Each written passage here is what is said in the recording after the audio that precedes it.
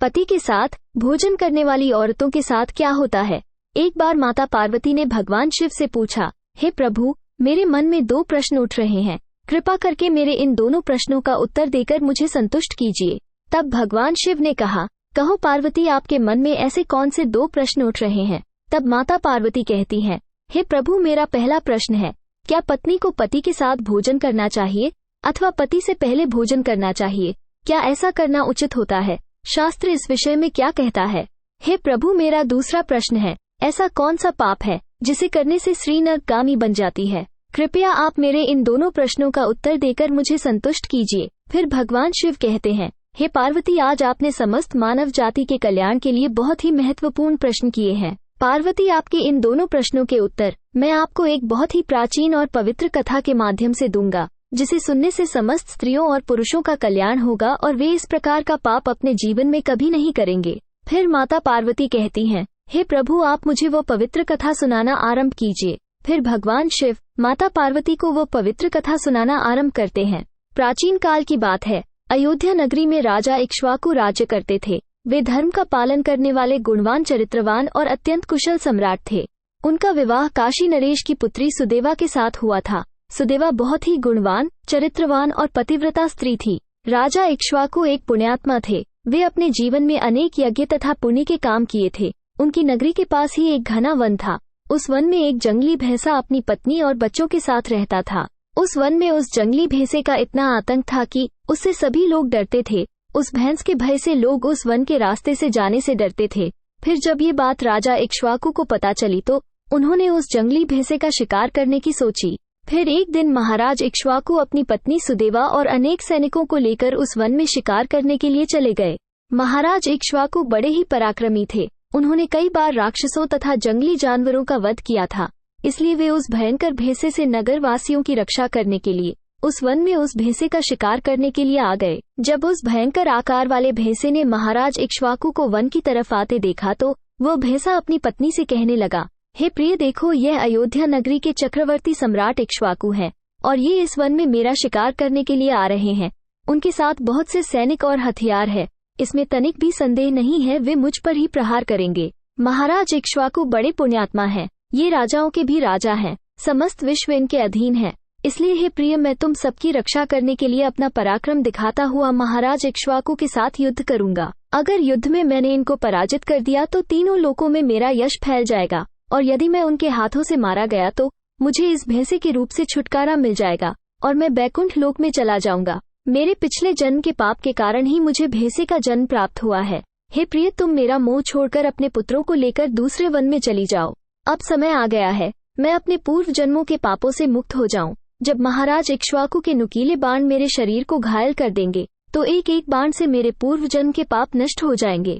फिर उस भैंसे की पत्नी कहती है, हे स्वामी, हमारे बच्चे आपके पराक्रम के कारण ही इस वन में निर्भय होकर विचरण करते हैं। आपके ही कारण इनको शेर, भालू आदि जंगली जानवरों से कोई भय नहीं होता है, क्योंकि आप ही हमारी रक्षा करते हैं। आपके इस भयानक रूप को देखकर कोई भी शिकारी हमारा शिकार करने के लिए इस वन में आने की गलती नहीं कर सकता है। अगर आपकी मृत्यु हो जाएगी तो फिर मेरी और हमारे पुत्रों की रक्षा कौन करेगा? आपके बिना हम असहाय हो जाएंगे। पति के बिना मेरा क्या होगा? उत्तम स्वर्ण के गहने, वस्त्र पहनकर भी कोई भी स्त्री पति के बिना शोभा नहीं पाती है। पति से ही स्त्री को सौंदर्य और शोभा प्राप्त होती है। आपके बिना मेरा जीवन भी नष्ट हो जाएगा। हे स्वामी, आपके बगैर मैं जीवित नहीं रह सकती और मैं सच कहती हूँ, आपके साथ मुझे नरक में भी डाल दिया जाए तो मैं खुशी खुशी आपके साथ चली आऊंगी। इसलिए हे स्वामी, आप महाराज इक्ष्वाकु के सामने मत जाइए। आप भी हमारे साथ दूसरे वन में चलिए, हम वहीं छिपकर रह लेंगे। आप जीवन की इच्छा छोड़कर अपनी पत्नी और पुत्रों को अकेला छोड़कर जा रहे हो, इससे आपको क्या लाभ होगा? फिर वह भैंसा कहता है, हे प्रिय, तुम वीरों के धर्म को नहीं जानती हो, इसलिए ऐसा कह रही हो। यदि शत्रु वीरों को युद्ध के लिए निमंत्रण देता है तो वीर पुरुष को कायरों की भांति ऐसे छिपकर नहीं भागना चाहिए। ऐसे पुरुष को कई युगों के लिए कुंभी पाक नरक में डाल दिया जाता है। वीर पुरुष अगर शत्रु का सामना करता है और लड़ते हुए वीरगति को प्राप्त होता है तो उसे मृत्यु के बाद दिव्य लोकों की प्राप्ति होती है। आज महाराज इक्ष्वाकु मुझसे युद्ध करने के लिए आए हैं। वे हमारे अतिथि हैं और अतिथि का अनादर नहीं करना चाहिए। अतिथि का अनादर साक्षात ईश्वर का अपमान होता है, इसलिए उनके साथ युद्ध करना मेरा कर्तव्य है। फिर भैंसे की पत्नी कहती है, हे स्वामी, ठीक है, यदि आप महाराज के साथ युद्ध करना चाहते हैं तो मैं भी आपके साथ रहकर आपकी रक्षा करूंगी। इतना कहकर उस भैंसे की पत्नी ने अपने पुत्रों को बुलाकर कहा, हे पुत्रों, आज युद्ध भूमि में महाराज इक्ष्वाकु आए हैं और उनसे युद्ध करने के लिए तुम्हारे पिताजी जा रहे हैं और उनके साथ मैं भी जा रही हूँ। इसलिए तुम सभी दूसरे वन में जाकर छुप जाओ। महाराज इक्ष्वाकु बड़े ही पराक्रमी हैं, वे इस युद्ध में हमारा संहार कर डालेंगे, इसीलिए तुम सब यहाँ से भाग जाओ और अपने प्राण बचाओ। फिर उस भैंस के छोटे छोटे बच्चे कहने लगे, हे माता, जो पुत्र अपने माता पिता को संकट में छोड़कर भाग जाते हैं वे महापापी होते हैं और उन्हें गौर नरक में डाला जाता है, इसलिए हे माता, हम लोग आपको छोड़कर कहीं नहीं जाएंगे। फिर वो भैंसा, उसकी पत्नी और उसके बच्चे सभी युद्ध के लिए तैयार हो जाते हैं और युद्ध भूमि की ओर निकल पड़ते हैं। सभी छोटे छोटे बच्चे अपने माता पिता की चारों ओर से रक्षा करने लगते हैं। उधर महाराज इक्ष्वाकु अपनी सेना के साथ उस स्थान पर आ जाते हैं और अपने सामने खड़े भैंसों के झुंड को देखकर बड़े बड़े शूरवीर योद्धाओं को भैंसों का शिकार करने के लिए आगे भेजते हैं। वो सभी शूरवीर योद्धा हाथ में तलवार और भाले लेकर भैंसों पर आक्रमण करने लगते हैं। फिर उन भैंसों और सैनिकों के बीच भीषण युद्ध होता है। सभी एक दूसरे पर भीषण प्रहार करने लगते हैं। भैंसे अपने तीखे सींगों से सैनिकों को मारने लगते हैं तो सैनिक अपनी तलवार और भालों से भैंसों को मारने लगते हैं। इस युद्ध में अनेक भैंसे मर गए और कितने ही भैंसे घायल हो गए। महाराज इक्ष्वाकु के अनेक सैनिक भी मर गए और घायल हो गए। अब केवल वो भैंसा और उसकी पत्नी और उसके 3 पुत्र ही शेष बचे थे। अपने सभी पुत्रों को मरा हुआ देखकर भैंसे की पत्नी डर गई और अपने पति से कहने लगी, हे स्वामी, मुझे और इन बच्चों को लेकर यहाँ से जल्दी चलिए, नहीं तो हमारा वंश नष्ट हो जाएगा। हम सभी अपने प्राण बचाकर यहाँ से भाग चलते हैं, नहीं तो महाराज हम सभी को मार डालेंगे। फिर भैंसा कहता है, हे प्रिय, 2 शेरों के बीच में एक भैंसा पानी पी सकता है, परंतु 2 भैंसों के बीच एक शेर पानी नहीं पी सकता। भैंसा जाति में ऐसा बल देखा जाता है, इसी कारण जंगली भैंसे से सभी भयभीत हो जाते हैं। अगर इस समय मैं मृत्यु के भय से भाग जाऊंगा तो मेरी भैंसे जाति की प्रसिद्धि नष्ट हो जाएगी। इसलिए हे प्रिय, तुम हमारे बच्चे को लेकर यहाँ से चली जाओ और सुखपूर्वक जीवन व्यतीत करो। ये सुनकर भैंसे की पत्नी ने कहा, हे स्वामी, मैं आपसे बहुत प्रेम करती हूँ। आपने मेरी रक्षा करके मेरे मन को जीत लिया है। आपसे मेरा मोह कभी नहीं टूटेगा, इसलिए मैं अपने पुत्रों के साथ आपके सामने ही प्राण त्याग दूंगी, किंतु आपको अकेला छोड़कर कहीं नहीं जाऊंगी। फिर वो भैंसा और उसकी पत्नी दोनों ही महाराज इक्ष्वाकु से युद्ध करने के लिए आगे आते हैं। वो भैंसा भयंकर गर्जना करता हुआ महाराज को युद्ध के लिए ललकारता है। वो भैंसा अपने सामने आए बड़े बड़े वीर योद्धाओं को अपने नुकीले सींगों से तिनके की भांति उठाकर फेंक देता है। अपने सैनिकों को मरता देखकर महाराज को क्रोध आ जाता है और वे अपना धनुष उठाकर उस भैंसे पर बड़े ही तीव्र गति से बाण चलाते हैं। बाण जाकर उस भैंसे के शरीर में घुस जाता है और वो भैंसा जमीन पर गिर जाता है। फिर महाराज उस भैंसे पर प्रहार करते हैं और उस भैंसे को मार डालते हैं। फिर महाराज इक्ष्वाकु के सैनिक भाले लेकर उस भैंसे की पत्नी को मारने के लिए उसकी ओर जाने लगते हैं। भैंसे की पत्नी अपने बच्चों के सामने खड़ी हो जाती है और बच्चों से कहती है, बच्चों, जब तक मैं यहाँ पर खड़ी हूँ तुम यहाँ से भाग जाओ। फिर भैंसे का बड़ा बेटा कहता है, हे माता, अपने प्राणों के भय से मैं आपको मरने के लिए छोड़कर कैसे भाग जाऊं? अगर मैं ऐसा करूं तो मुझ पर धिक्कार है, मैं युद्ध में शत्रु को परास्त करूंगा। आप अपने पुत्रों को लेकर यहाँ से चली जाओ। फिर उसकी माँ ने कहा, हे पुत्र, मैं तुझे अकेला छोड़कर कैसे चली जाऊं?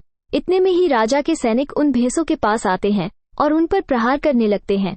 भैंसे का बड़ा बेटा युद्ध करता हुआ अनेक सैनिकों को मार गिराता है। तब महाराज इक्ष्वाकु आगे आकर उस भैंसे के बड़े बेटे को भी मार गिराते हैं। अपने पुत्र को मरा हुआ देख भैंसे की पत्नी अत्यंत क्रोधित हो जाती है और अपने नुकीले सींगों से प्रहार करने लगती है। उसने भी अनेक सैनिकों को मार डाला। इस घटना को महारानी सुदेवा देख रही थी। तब वो राजा से कहती है, हे स्वामी, उस भैंसे की पत्नी आपके सैनिकों को मार रही है, आप आगे जाकर उसका वध क्यों नहीं कर देते? महाराज कहते हैं, हे प्रिय, यह एक स्त्री है और मेरा यह वचन है कि मैं स्त्री का वध नहीं करूंगा। स्त्री का वध करने से महापाप लगता है, इसलिए मैं उसे नहीं मार सकता। इतना कहकर महाराज चुप हो गए।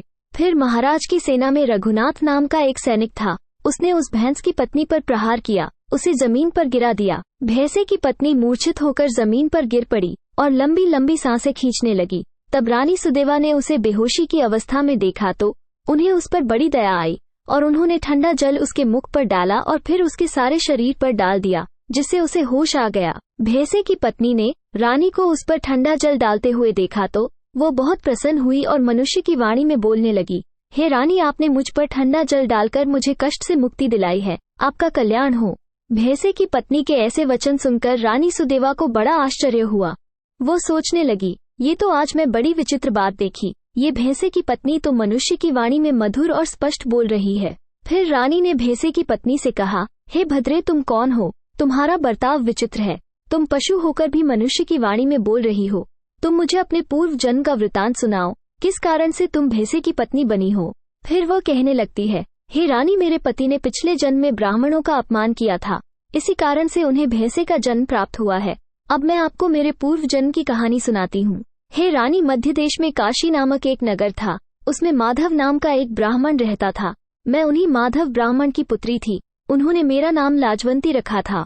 उस समय उस नगर में मेरी जितनी सुंदर स्त्री कोई और नहीं थी। अपने सौंदर्य और रूप के घमंड में मैं उन्मत्त हो गई थी।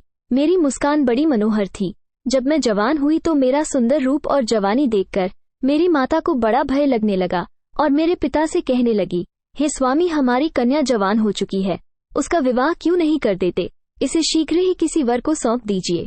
फिर ब्राह्मण ने कहा, हे प्रिय, मैं अपनी पुत्री का विवाह उस पुरुष के साथ करूंगा जो विवाह के बाद मेरे घर पर ही निवास करेगा। लाजवंती मुझे बड़ी प्रिय है, मैं इसे अपने आंखों से दूर नहीं होने देना चाहता। फिर एक दिन देवदत्त नामक ब्राह्मण हमारे द्वार पर आया। मेरे पिता उसके ज्ञान और सुंदरता को देखकर बहुत प्रसन्न हुए और उसे मुझसे विवाह करने के लिए पूछ लिया। फिर मेरे पिता ने देवदत्त से मेरा विवाह कर दिया और वह हमारे साथ ही हमारे घर पर रहने लगे।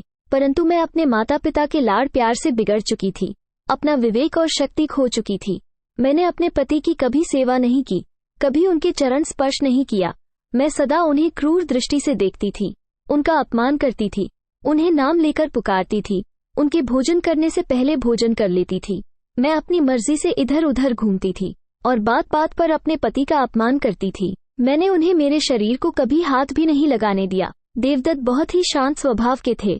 उन्होंने मुझे अनेक दिनों तक सहन किया। फिर एक दिन वे अत्यंत दुखी होकर मुझे छोड़कर चले गए। मेरे पति के जाते ही मेरे पिता बहुत दुखी होकर मेरी माँ से कहने लगे, हे प्रिय, हमारे दामाद हमारी बेटी को छोड़कर चले गए। ये हमारी बेटी ही पापिन है। दामाद तो विद्वान थे। मैं नहीं जानता था कि हमारी पुत्री लाजवंती दुष्ट और कुल नाशनी होगी। फिर मेरी माँ ने कहा, स्वामी, हमारी पुत्री आपके ही लाड़ प्यार से बिगड़ गई है।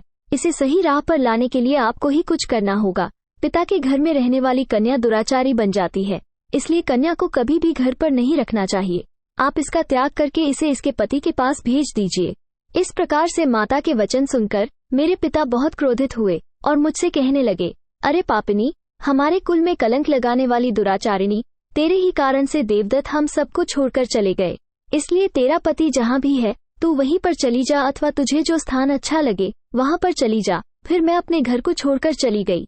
बाहर जाने पर लोग मुझे पापिनी, कुलटा, दुराचारिणी कहकर संबोधित करते थे। इसलिए मैं अपने पति को ढूंढती हुई जंगल से गुजर रही थी। मुझे जोर से प्यास लगने लगी। फिर थोड़ी दूर आगे चली तो एक कुटिया दिखाई दी। वहां जाकर मैं पीने के लिए पानी मांगा।